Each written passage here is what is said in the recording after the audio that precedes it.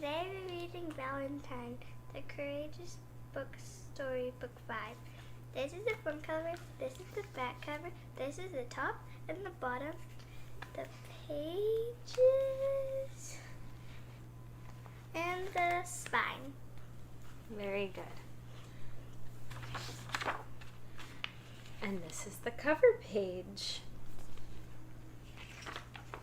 And the dedication page. For our brothers and sisters around the world today who, like Valentinus, know obeying God is worth the risk.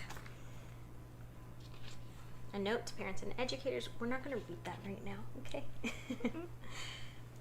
On February 14th, we celebrate Valentine's Day by giving our friends notes and candy hearts with messages like, "Be my Valentine," and "Will you be mine?" But Valentine's Day is much more than hugs, hearts, cards, and kisses. It all begins with a man named Valentinus who loved Jesus very much. Valentinus was born more than 200 years after Jesus' birth in a land called the Roman Empire. The Roman Empire was so big it stretched all the way across Europe and parts of East and North Africa. It was also very powerful, conquering any tribe that dared to invade its territory. Rome was ruled by a harsh emperor named Claudius, who was so mean some called him Claudius the Cruel. Claudius was a tall man and had eyes of fire. Many said he was so strong he could knock the teeth out of a man or an animal with just one punch. Claudius was also very skilled in battle and conquered the tribes that tried to invade the Roman Empire. But more and more tribes were becoming a threat. "We need more soldiers to defeat the barbaric invaders," complained Claudius. So began his search for strong young men to fight with him. Posters were soon hung in cities and villages announcing the emperor's call for soldiers. "Fight for Rome against the barbaric tribes that threaten our empire," they said. But few men responded to the emperor's call for soldiers. They knew they would have to leave behind their loved ones, their wives, mothers, fathers, children, or the woman that they had promised to marry, and wouldn't see them for at least 25 years. That's a long time. It really is. Claudius became very angry that few men wanted to become soldiers, so he decided to create a new law. "There will be no weddings in Rome," declared Claudius the Cruel. The people of Rome could not believe what they had just heard. "No weddings?" They cautiously whispered in their homes and on the streets. How could the emperor do such a thing? Young men and women engaged to be married were heartbroken. "Now what would we do?" they cried. There was a church leader who was also surprised and saddened by the emperor's new rule. His name was Valentinus. Valentinus was very troubled. Marriage was God's idea, and no emperor can hinder what God created. "If we choose to marry couples secretly, we could go to prison," said Valentinus to Marius, who served with him in the church. The people of Rome already knew Valentinus and Marius would not worship the Roman gods. This could get us into more trouble, they agreed. But they decided obeying God was worth the risk.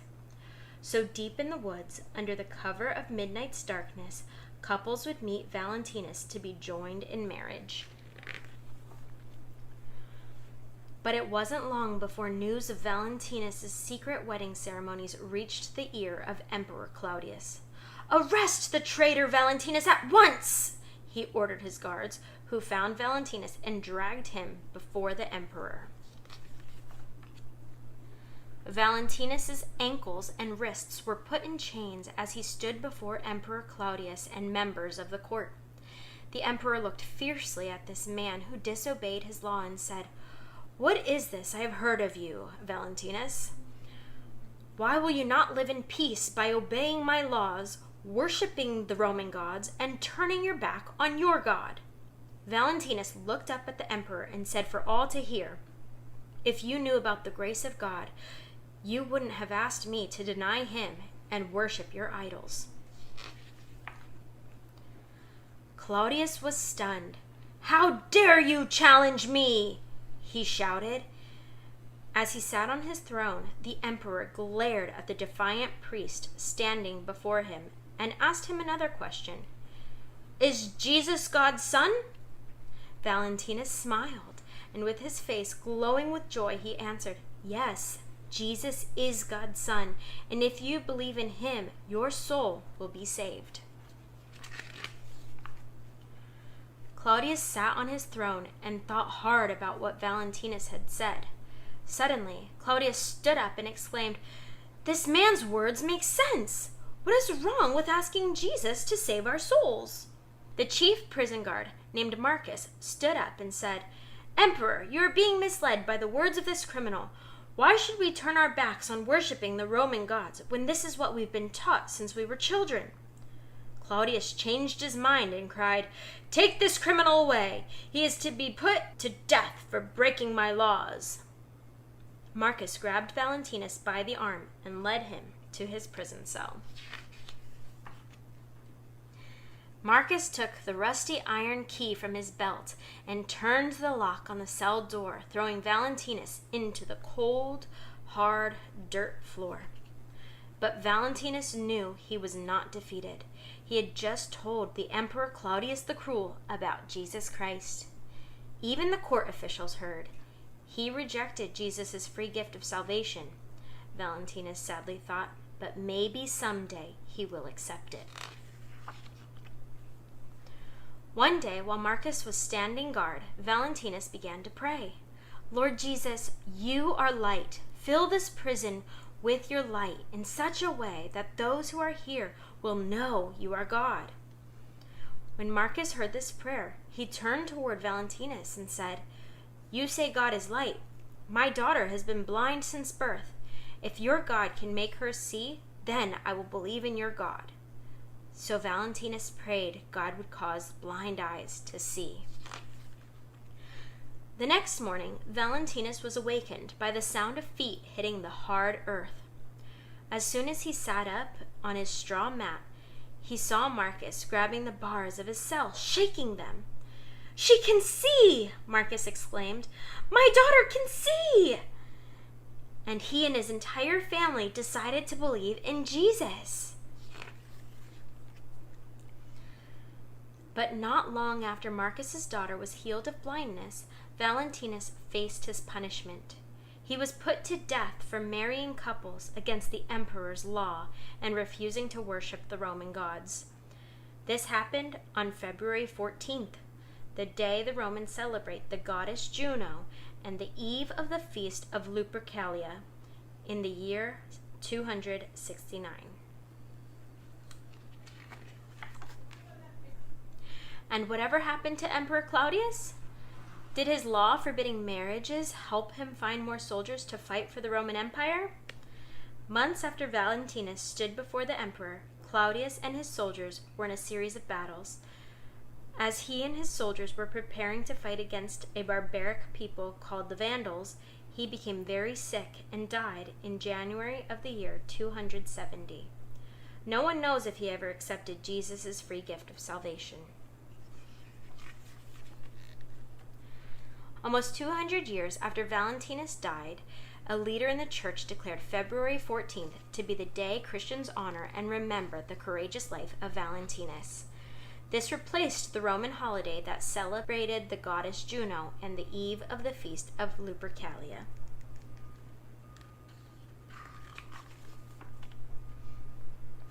There are countries today where Christians cannot legally gather together and worship. If they are caught having a Bible study, prayer meeting, or baptism outside the buildings where the government allows them to meet, they're often arrested. Like Valentinus, these Christians use this opportunity to share the gospel with the police who have arrested them.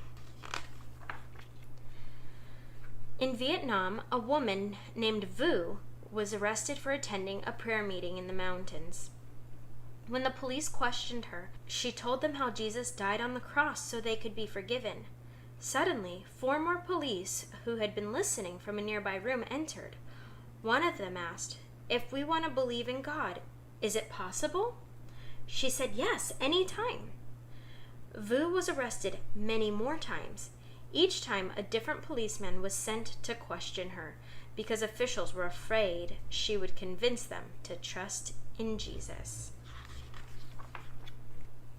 Now you know why Valentine's Day is more than chocolates, cards, and candy hearts. It's a day we can remember Valentinus and celebrate his courage to tell the emperor about Jesus, marry couples in secret, and love no other God but God alone. The end. Valentine, the Courageous Series, Book 5 from Voice of the Martyrs.